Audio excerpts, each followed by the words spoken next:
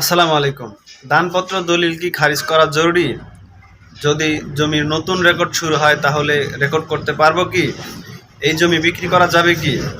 এ বিষয়ে ফাইজুল বাবর নামে এক ভাই একটি ভিডিও নিউজ কমেন্ট করে জানতে চেয়েছেন যে দানপত্র দলিল কি খারিজ করা জরুরি যদি জমি গ্রহীতা জমি বিক্রি করতে চায়?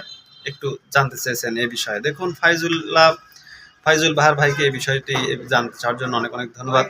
আসলে অনেকেই কিন্তু জমি দলিল করে নিয়ে আসে, সেটা দানপত্র দলিল হোক আর ছাপ কবলা বা বিক্রি দলিল হোক, যে কোনো প্রকার দলিল হয়ে থাকুক না কেন, অবশ্যই আপনাকে খারিজ করে নিতে হবে বা নামজারি করে নিতে হবে। তো সাধারণত আমরা আমাদের যে অভ্যাস, আমাদের সমাজের যে চিত্র, আমরা যেটি দেখি যে আমরা যখনই দলিল করে নিই আমরা মনে করি যে হ্যাঁ, জমি যেহেতু দলিল করে নিয়েছি, এটা নিয়ে আর কোনো চিন্তার কিছু নাই।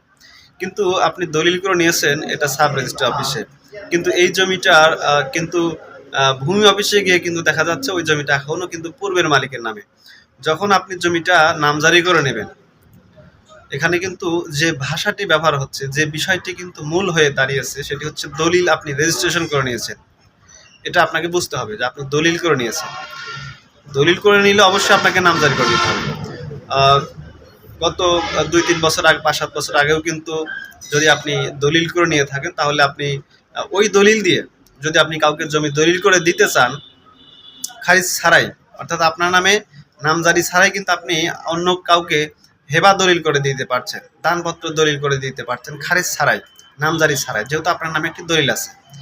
কিন্তু যখন আপনি বিক্রি দলিল করতে যাবেন, সাব কবলা দলিল করে দিতে যাবেন, তখন কিন্তু আপনাকে ওই দলিল অনুযায়ী কিন্তু আপনার নামে আগে নামজারি করে নিতে হবে। কিন্তু বর্তমান নতুন আইনে এসে বলা হচ্ছে যে না, আপনার নামে যদি দলিল থাকে, সেটা হেবার দলিল, সাব কবলা দলিল, বিনিময় দলিল, যে কোনো প্রকার দলিলই থাকুক না কেন, অবশ্যই আপনাকে আগে নামজারি করে নিতে হবে, খারিজ করে নিতে হবে। আপনার নামে আগে হোল্ডিং খুলতে হবে, আপনার নামে নামজারি খতিয়ান হতে হবে। তাহলে আপনার সেই দলিল অনুযায়ী অবশ্যই আপনি নামজারি করে নিলেন। নামজারি করার পর আপনি সেই নামজারি মোতাবেক জমির খাজনা পরিশোধ করে দাখিলা সংগ্রহে রাখবেন। তাহলে আপনি দলিল দিয়ে আপনি যখনই নামজারি করে নেবেন, খারিজ করে নেবেন, তখন আপনি ওই জমিটা ভবিষ্যতে যদি রেকর্ড শুরু হয়, ইতিমধ্যে আপনারা জানেন যে দেশের বেশ কয়েকটি জায়গায় জমি নতুন জরিপ বিডিএস শুরু হয়েছে।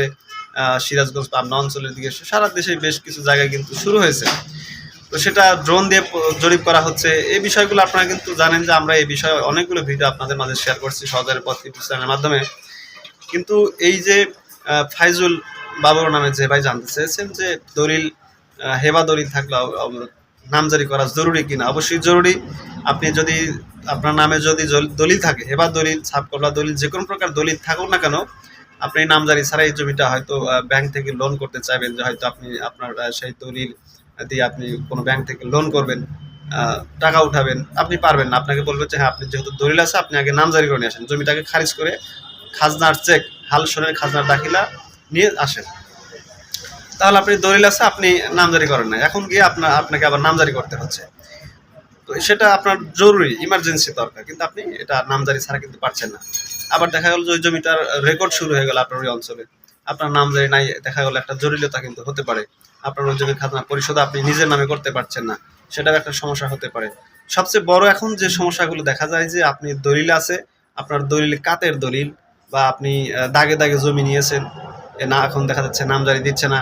আবার দেখা যাচ্ছে যৌথ মালিকানা সম্পত্তি, আপনি একজনের থেকে এক দাগের পুরো অংশ দলিল করে নিয়েছেন, সেক্ষেত্রে আপনাকে ভূমি অফিস থেকে নামজারি দিচ্ছে না, বলতেছে হ্যাঁ, এই দাগে আরো অন্যান্য ব্যক্তিরা মালিক আছে। আপনি জমি কিনছেন 10 শতক, আপনার জমি নিয়েছেন 50 শতক, কিন্তু আপনার যার থেকে দলিল করে নিয়েছেন ওই দাগে যিনি দাতা, ওনার আরো সহ উত্তরাধিকার বা যৌথ মালিক হতে পারে, তারাও কিন্তু সেখানে গিয়ে কিন্তু একটা অংশ পাচ্ছে। সুতরাং এই দলিলগুলোও কিন্তু এখন সঠিকভাবে কিন্তু ইতিপূর্বে যে দলিলগুলো আইন মেনে সঠিকভাবে কিন্তু দলিলগুলো করা হয় নাই।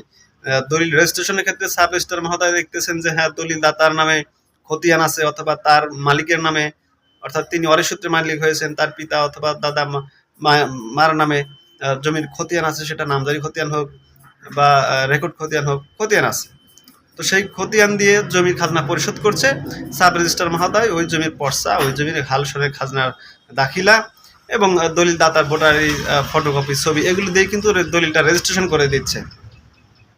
তো এটা সাব রেজিস্ট্রার মহোদয় তিনি তার আইন অনুযায়ী কাজ করছেন, কিন্তু ভূমি অফিসের নামজারির ক্ষেত্রে কিন্তু সেখানে মিউটেশন বা যে নামজারি যে যে প্রক্রিয়াগুলো যে আইনগুলো আছে সেগুলো কিন্তু ভূমি অফিসে ফলো করে।